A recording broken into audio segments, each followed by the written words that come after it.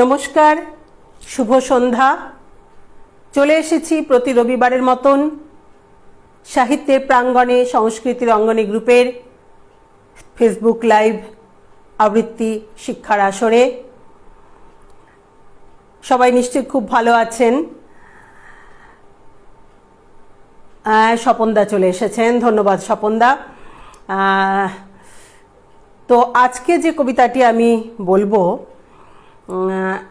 আজকে তো পণ্ডিত ঈশ্বরচন্দ্র বিদ্যাসাগরের জন্মদিন। পণ্ডিত ঈশ্বরচন্দ্র বিদ্যাসাগরের আজকে জন্মদিন উপলক্ষে আজকে তাকে উৎসর্গ করে লেখা যে কবিতা, তাকে উদ্দেশ্য করে লেখা যে কবিতা, তাকে শ্রদ্ধা জানিয়ে লেখা কবিতা,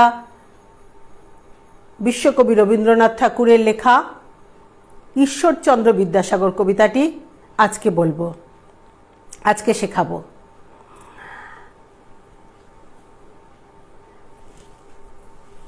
বঙ্গ সাহিত্যের রাত্রি স্তব্ধ ছিল তন্দ্রার আবেশে, অখ্যাত জড়ত্ব ভারে অভিভূত। কি পুণ্য নিমেষে তব শুভ অভ্যুদয়ে বিকিরিল প্রদীপ্ত প্রতিভা। প্রথম আশার রশ্মি নিয়ে এলো প্রত্যুষের বিভা। বঙ্গ ভারতীর ভালে পড়ালো প্রথম জয়টিকা। রুদ্ধ ভাষা আধারের খুলিলে নিবিড় জবনিকা। হে বিদ্যাসাগর, পূর্ব দিগন্তের বনে উপবনে নব উদ্বোধন গাথা উচ্ছ্বসিল বিস্মিত গগনে।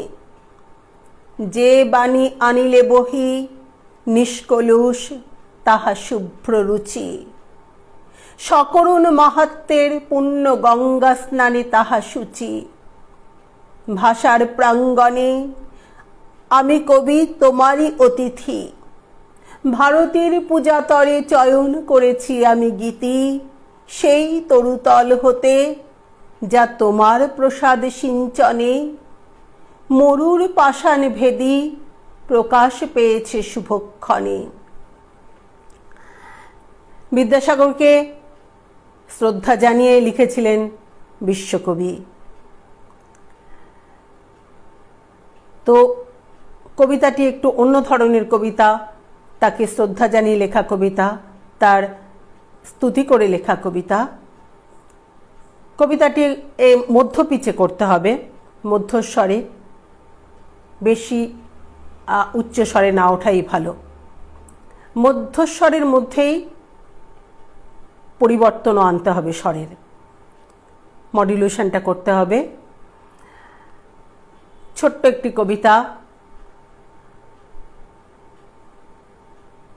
এভাবে পড়লে আমার মনে হয় ভালো হয়। ছোট্ট কবিতা যেহেতু, এবং যেহেতু স্তুতিপূর্ণ কবিতা, তাকে শ্রদ্ধা জানিয়ে লেখা কবিতা, মধ্যপিচে করাটাই ঠিক। বঙ্গ সাহিত্যের রাত্রি স্তব্ধ ছিল তন্দ্রার আবেশে, অখ্যাত জড়ত্ব ভারে অভিভূত। কি পুণ্য নিমেষে তব শুভ অভ্যুদয়ে বিকিরিল প্রদীপ্ত প্রতিভা। প্রথম আশার রশ্মি নিয়ে এলো প্রত্যুষের বিভা। বঙ্গ ভারতীর ভালে পড়ালো প্রথম জয়টিকা। একদম যে সত্যি কথাটা, বিদ্যাসাগরই তো বঙ্গ ভাষার মধ্যে প্রথম যে মানে বঙ্গ ভাষাটা তো অন্যরকম ছিল, বিদ্যাসাগরই তাতে প্রথম সঠিকভাবে তাকে প্রথম বাংলা সাহিত্যের অঙ্গনে আনলেন, এবং তাকে অনুসরণ করেই পরবর্তীকালে অনেক কবি রচনা করেছেন, কবিতা সাহিত্য রচনা হয়েছে।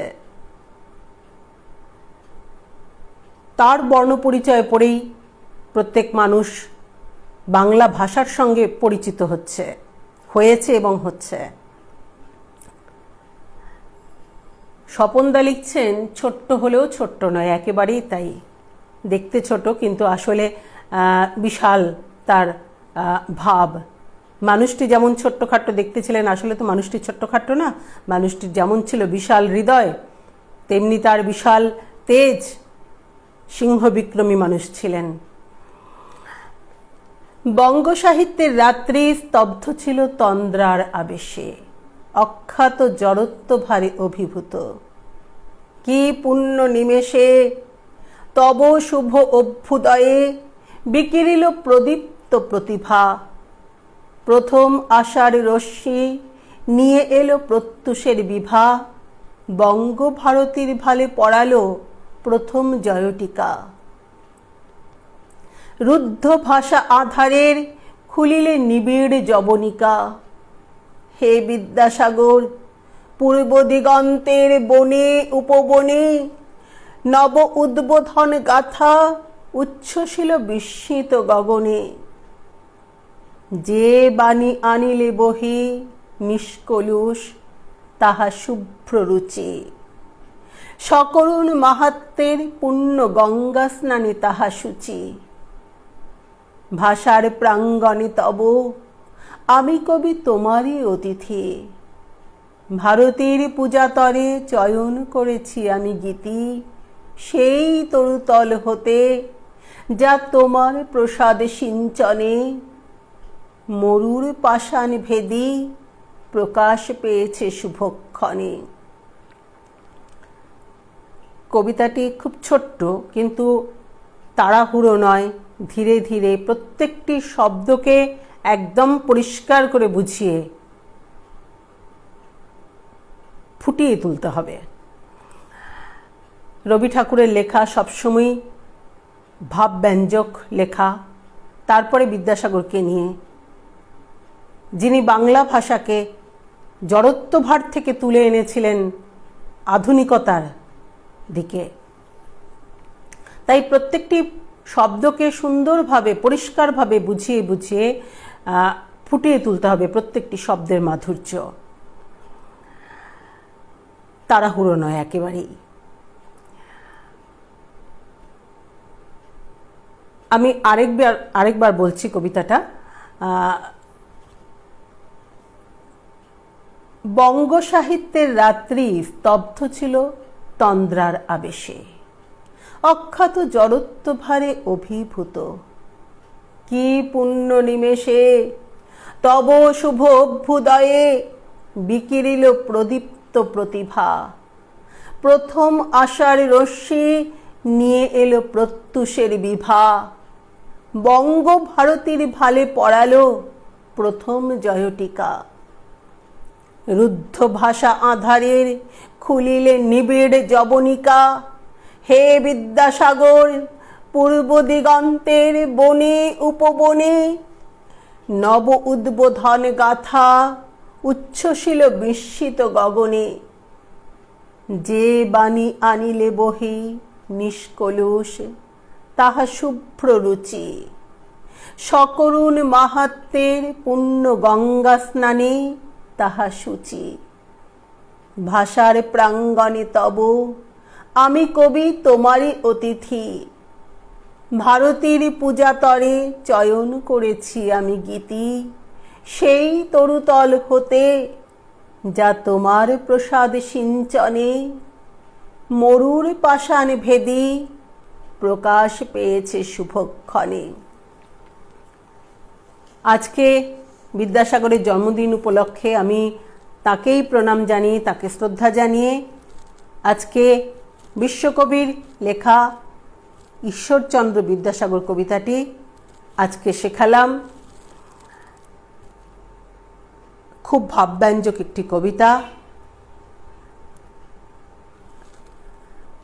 কবিতাটি খুবই ছোট্ট কবিতা, কিন্তু ওই যে স্বপনদা বললেন ছোট্ট হলেও ছোট্ট নয়, তার ভাব যে গভীর ভাবের কথা, সেই কথাটি কিন্তু পরিষ্কারভাবে তুলে ধরতে হবে।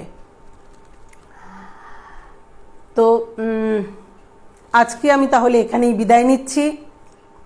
নমস্কার, সবাই খুব ভালো থাকবেন। আবার দেখা হবে আগামী রবিবার ঠিক সন্ধ্যে 7টায়।